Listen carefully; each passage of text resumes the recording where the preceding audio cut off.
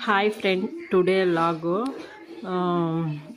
ಮಲ್ಕೊಂಡಿದ್ದಿದ್ರಿ ನನ್ನ ಮಗಳಿಗೆ ಜ್ವರ, ಟೈಫಾಯ್ಡ್ ಜ್ವರ ಅಂತ ಹೇಳಿದರು. ಬ್ಲಡ್ ಚೆಕ್ ಮಾಡಿಸಿದ್ದಕ್ಕೆ ಅದಕ್ಕೆ ಸರಿ ಅಂದ್ಬಿಟ್ಟು 5 ದಿನ ಇಂಜೆಕ್ಷನ್ ಹಾಕಕ್ಕೆ ಹೇಳಿದರು. ಇದು ಇವತ್ತು ಹಾಕ್ಸಿದ್ರೆ 2ನೇ ದಿನ. ನಾನು ಅದಕ್ಕೆ ಟೆರ್ಮೋ ಇದ್ರೊಳಗೆ ಅದನ್ನು ತರಿಸಿ ಜ್ವರ ಎಷ್ಟೈತೆ ಅಂತ ನೋಡಿ ಶಿರಪ್ ಆಗ್ತಾಯಿದೆ. ಅದಕ್ಕೆ ಬೆಳಗ್ಗೆ ಎದ್ದು ಅದನ್ನು ಚೆಕ್ ಮಾಡಿದೆ.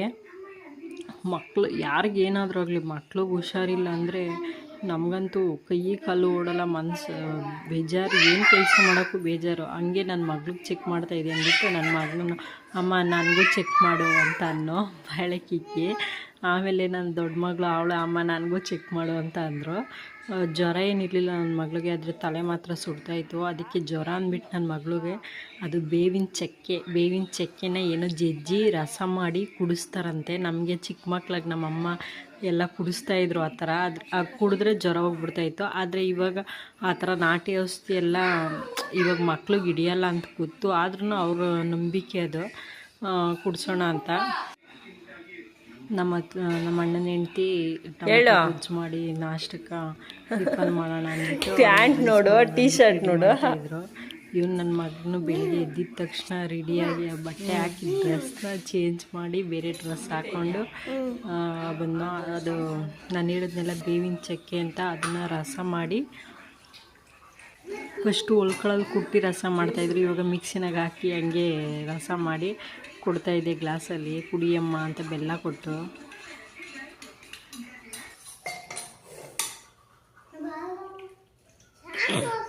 ಮುಚ್ಕೊಂಡು ಗಟ್ಟಿಗೆ ಇದು ಮಾಡಿ ಕುಡಿದ್ಬೇಕು. ಕಲಿಸಿದ್ದೀನಿ, ಆನ್ ಮಾಡಿದ್ದೀನಿ. ಕಣ್ಣು ಮುಚ್ಕೊಂಡು ಕುಡಿದ್ಬಿಡು. ಕಾಲಿನ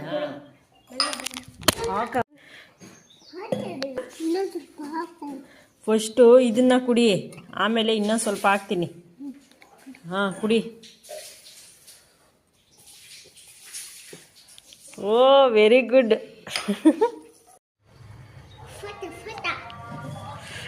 ಚೆನ್ನಾಗೈತಾ?